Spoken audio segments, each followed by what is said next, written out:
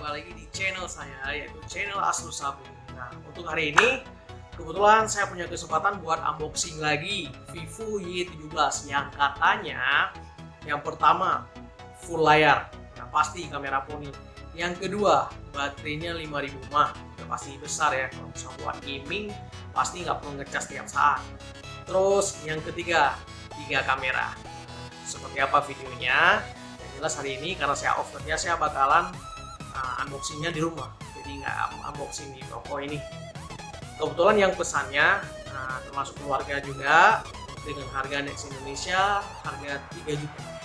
Jadi ini kebetulan warnanya warna pure pink. Kebetulan saudara yang pesan, saudara yang cewek, dia lebih suka warna nyarinya yang blossom pink.